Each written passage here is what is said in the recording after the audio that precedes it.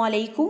آج کی ویڈیو ظہور اسلام سے پہلے عرب کی صورتحال کی سیریز کے پارٹ 2 پر ہے، جس کا موضوع ہے مکہ میں آبادی کا آغاز اور مکہ میں بت پرستی کس طرح شروع ہوئی۔ جیسا کہ ہم سب جانتے ہیں، مکہ میں آبادی کا آغاز حضرت اسماعیل علیہ السلام سے ہوا۔ آپ نے 137 برس کی عمر پائی اور تاحیات مکہ کے سربراہ اور بیت اللہ کے متولی رہے۔ عام باشندگان عرب حضرت اسماعیل علیہ السلام کی دعوت و تبلیغ کے نتیجے میں دین ابراہیمی کے پیروکار تھے اور توحید پر کاربند تھے، لیکن وقت گزرنے کے ساتھ ساتھ توحید پرستی کے ایک حصے کو انہوں نے بھلا دیا۔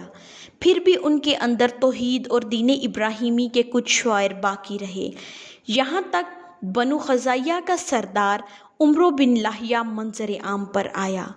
اس کی نشو و نما دینی امور سے گہری دلچسپی پر ہوئی تھی، اس لیے لوگوں نے اسے محبت کی نظر سے دیکھا اور اسے اکابر علماء میں سمجھ کر اس کی پیروی کی۔ اس شخص نے ملک شام کا سفر کیا اور دیکھا کہ وہاں پر بتوں کی پوجا کی جا رہی ہے۔ اس نے سمجھا کہ یہ بہتر اور برحق ہے، کیونکہ ملک شام پیغمبروں کی سرزمین اور آسمانی کتابوں کی نزولگاہ رہی ہے۔ چنانچہ وہ اپنے ساتھ ہبل بت بھی لے آیا اور اسے خانہ کعبہ کے اندر نصب کر دیا۔ پھر اہل مکہ کو اللہ کے ساتھ شرک کی دعوت دی، نعوذ باللہ، اور اہل مکہ نے اس پر لبیک کہا۔ اب اس کے بعد باشندگان حجاز بھی اہل مکہ کے نقش قدم پر چل پڑے۔ کیونکہ وہ بیت اللہ کے والی اور حرم کے باشندے تھے، اس طرح عرب میں بت پرستی کا آغاز ہوا۔ ہبل کے علاوہ عرب کے قدیم ترین بتوں میں سے منات ہے، جو بحیرہ احمر کے ساحل پر قدید کے قریب مشکل نصب تھا۔ اس کے بعد طائف میں لات نامی بت وجود میں آیا، پھر وادی نخلا میں عزا کا ظہور ہوا۔ یہ تینوں عرب کے سب سے بڑے بت تھے۔ اس کے بعد حجاز کے ہر خطے میں شرک کی کثرت اور بتوں کی بھرمار ہو گئی۔ کہا جاتا ہے کہ ایک جن عمرو بن لاہیہ کے تابع تھا۔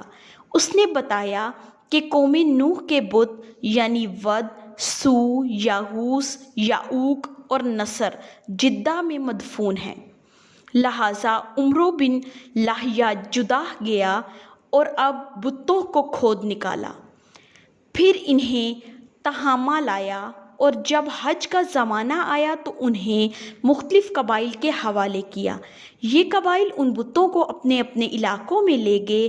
اس طرح ہر قبیلے میں پھر ہر گھر میں ایک ایک بت ہو گیا، اور پھر مشرکین نے مسجد حرام کو بتوں سے بھر دیا، یعنی شرک اور بت پرستی مشرکین مکہ کے دین کا سب سے بڑا مظہر بن گئی۔ پھر بھی وہ یہ تصور کرتے تھے کہ وہ ابراہیم علیہ السلام کے دین پر ہیں۔ چنانچہ جب مکہ فتح ہوا تو بیت اللہ کے ارد گرد 360 بت تھے، جنہیں بانی اسلام جناب محمد صلی اللہ علیہ وآلہ وسلم نے اپنے ہاتھوں سے توڑا۔ ویڈیو کو آخر تک دیکھنے کا شکریہ۔ اگر آپ کو ویڈیو پسند آئی ہو تو لائک، شیئر، کمنٹ اور سبسکرائب ضرور کریں اور گھنٹی کے نشان کو دبائیں تاکہ آپ کو ظہور اسلام سے پہلے عرب کی صورتحال کی سیریز کی مزید اپڈیٹس ملتی رہیں۔